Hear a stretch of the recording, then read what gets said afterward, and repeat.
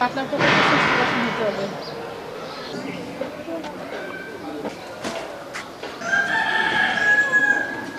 জায়গা থেকে যতটুকু বলা যায় গাছ দিয়ে দেন ভাই।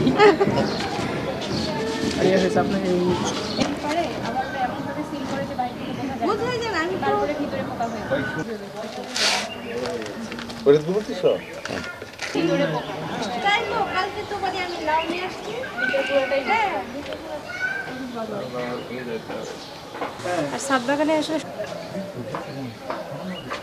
প্রচুর গরম। আমি মাহমুদ হোসেন সুমন, প্রফেসর মৃত্তিকা বিজ্ঞান বিভাগ।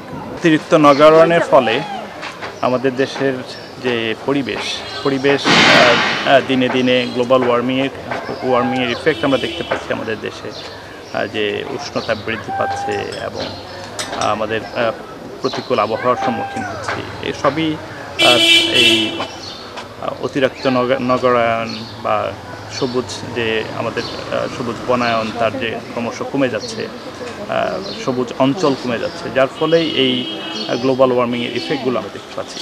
তো এটাকে অ্যাড্রেস করার জন্য আসলে আমাদের আরবান এবং পেরি আরবান এরিয়া, শহর এবং শহরতলি, এই এলাকাগুলোতে যে সমস্ত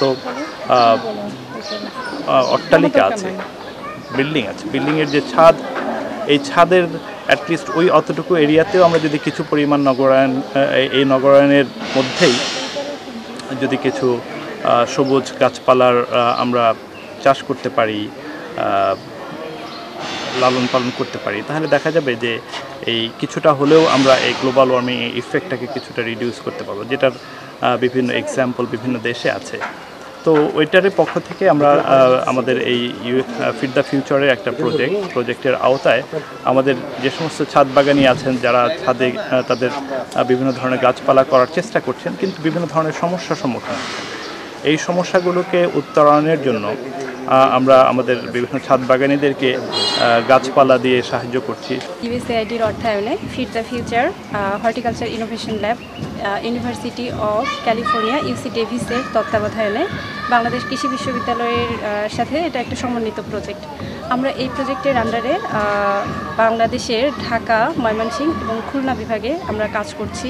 এখানকার ছাদ বাগানিরা মেইনলি আসলে যে প্রবলেমগুলো সমস্যার সম্মুখীন হয় তা হচ্ছে কোয়ালিটিফুল প্ল্যান্টিং ম্যাটেরিয়ালস।